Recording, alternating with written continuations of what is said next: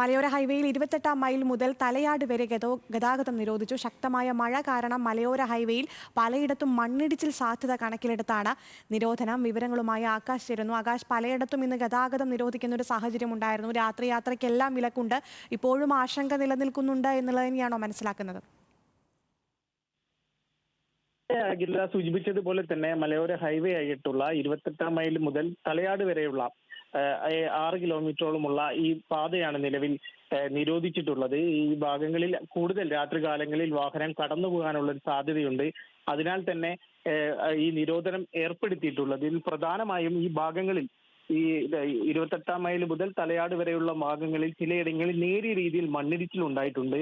കൂടുതൽ മണ്ണിടിച്ചിൽ ഉണ്ടാകാനുള്ള ഒരു സാധ്യത കൂടെ കണക്കിലെടുത്താണ് ഇപ്പോൾ ഗതാഗതം പൂർണ്ണമായി തന്നെ നിരോധിച്ചിരിക്കുന്നത്. കൂടാതെ ഈ ഭാഗത്തേക്ക് കൂടുതൽ സഞ്ചാരികളും കൂടാതെ മലപ്പുറം ജില്ലയിലേക്ക് ഉൾപ്പെടെ പോകേണ്ട ആളുകളും ഈ മലയോര ഹൈവേ വഴിയാണ് പോവുക. അതിനാൽ തന്നെ ഈ ഭാഗങ്ങളിൽ കൂടുതൽ മണ്ണിടിക്കാനുള്ള ഒരു സാധ്യത മുന്നിൽ കണ്ടാണ് ഇപ്പോൾ എഞ്ചിനീയർ വിഭാഗം തന്നെ ഇപ്പോൾ ഈ മേഖലയിലെ ഗതാഗതം നിരോധിച്ചിട്ടുള്ളത്. ഇനി മഴ കുറഞ്ഞു കഴിഞ്ഞതിന് ശേഷം ഒരു അറിയിപ്പിന് ശേഷമായിരിക്കും ഈ മലയോര ഹൈവേ സഞ്ചാരയോഗ്യമാവുകയുള്ളൂ. നിലവിലെ സാഹചര്യത്തിൽ ഈ മേഖലയിൽ രാത്രികാലങ്ങളിലെ വാഹനങ്ങൾ കൂടുതൽ കടന്നു പോകും. അതിനാൽ തന്നെയാണ് ആ സമയത്ത് ഏതെങ്കിലും തരത്തിൽ മണ്ണിടിച്ചിൽ ഉണ്ടായാൽ അത് വലിയ ഭീഷണി ഉണ്ടാക്കും എന്നത് മുന്നിൽ കണ്ടുകൊണ്ടാണ് ഇപ്പോൾ അധികൃതർ തന്നെ ഇടപെട്ടിരിക്കുന്നത്. ശക്തമായ മഴ കാരണം പലയിടത്തും മണ്ണിടിച്ചിൽ സാധ്യതയുണ്ട് എന്നുള്ള വിവരങ്ങളാണ് ആകാശ് പങ്കുവച്ചത്.